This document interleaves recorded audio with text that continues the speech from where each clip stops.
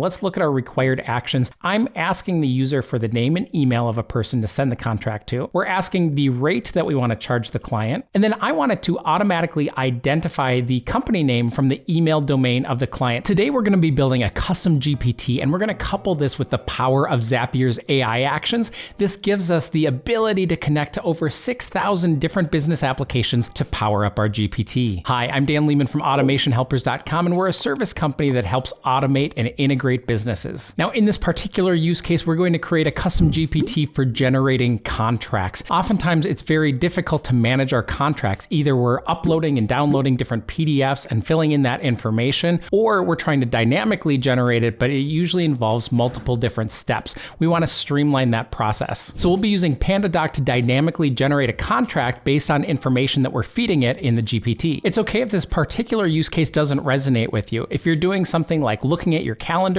or sending emails, any kind of integrated action, this is going to be relevant to you. So let's test this out and see what it looks like. I've got my contract generator, and we're going to click to send the contract. Here, I'm going to give it some information about the person I want to send the contract to, this Testerson at this team at AutomationHelpers.com, and give it a rate. Occasionally, you might have to allow some access here. This last step is up to you. I like to review the information before we actually send the data to the contract, but you could bypass this if you want to send the data to the contract automatically. In this case, we'll review that the information looks good to us, and then we can click to run this.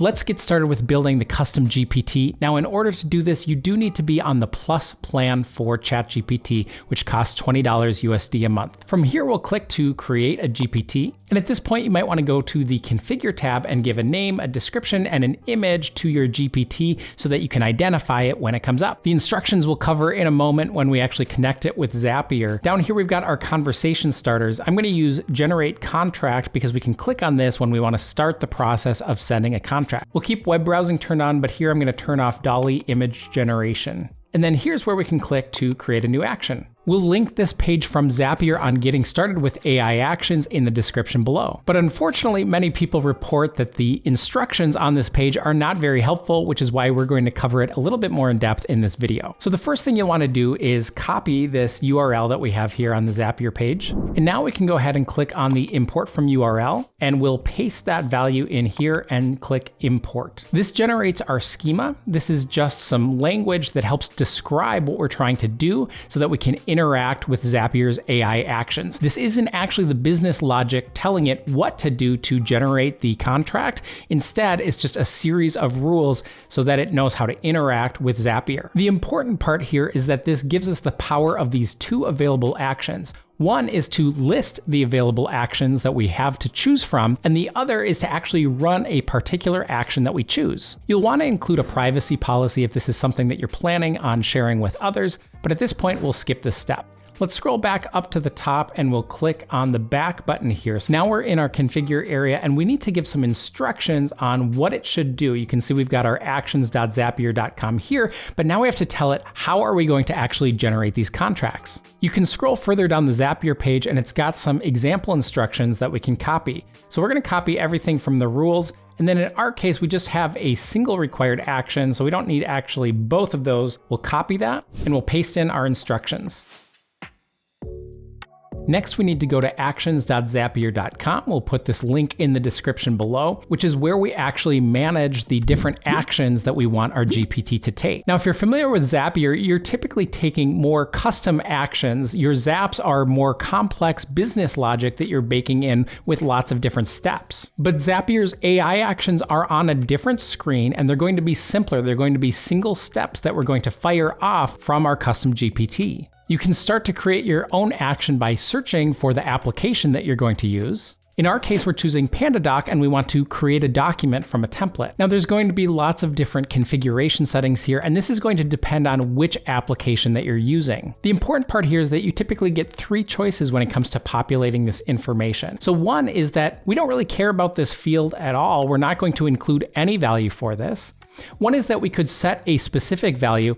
In this case, when I'm generating contracts, I'm going to say these contracts are always going to come from me as the signer. So I'm going to give it some static data to be able to send along. But the cool part that happens is when we're having the AI guess a value for this field, that based on the information we've given to our GPT, it's going to identify what information it needs to send along to populate these field values. Now we also have the option to require a preview before actually running the AI action. Now, if you've used Zapier, you understand that the tasks that they're charging you for are relatively expensive. So if you want to make sure that the information is all correct before actually running that action and charging that transaction or that task to you, this is good to leave checked. If you're looking for maximum efficiency, you can leave that unchecked. You might have to show all options so that you can see all of the different fields. One that gets buried sometimes is this action name. And this is important because especially if you have multiple actions that sound similar, it has a similar name to it, you're going to want to identify it more specifically here. In this case, we're going to call it Generate Panda Doc. Now you're going to want to click Done, and by default, this will be enabled, but just make sure that it's enabled so we don't miss a step here.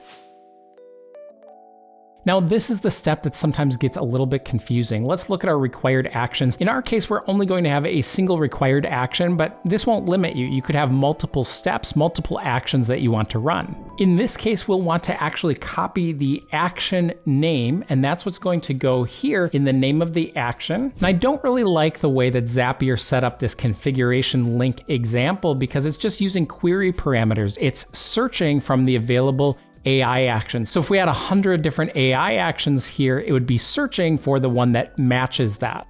Instead, the better thing to do when you're on this configuration screen is to copy the URL of that action up at the top. Then we can replace this configuration link with the specific URL of that action that we're setting up. At this point, this is just the very bare bones configuration. This is telling OpenAI what Zapier needs to know in order to perform an action. But typically, we want to get some additional input from the user. So I'm going to actually paste here some more specific instructions I added onto this. So after we get through the Zapier things that we need to do here, I'm asking the user for the name and email of a person to send the contract to. We're asking the rate that we want to charge the client. And then I want it to automatically identify the company name from the email domain of the client. Now you could do something fancier and have it actually go search the web and pull this back, but I think it should be pretty ascertainable given that ChatGPT is a large language model to identify from my domain what the company name is. So here I give it an example. If it's bill@zapier.com, then the company name would be Zapier. And it should be smart enough to identify this, but we're saying that based on the questions that we've asked it in those previous steps, take the data from those questions to be able to fill out the fields that we need. And then rather than asking the user for a specific date, we're just going to have the date of the contract be today's date. You'll want to make sure that you save this along the way. You can press save up here. And in this case, I typically say only me, especially as we're in this testing phase. Once we've saved it, we're good to go here. We can test actually generating that contract. You saw the output at the beginning, so we're not going to go through all the steps. This is how easy it is to set up your own custom GPT tying to Zapier's AI actions. Building custom GPTs is a powerful way to be able to easily manage your business. This is just one of the many ways that we're helping our clients scale their businesses through the use of automation. If you have any questions in getting set up with your own automation, don't hesitate to reach out to our website, automationhelpers.com, where we offer free 30-minute consultations.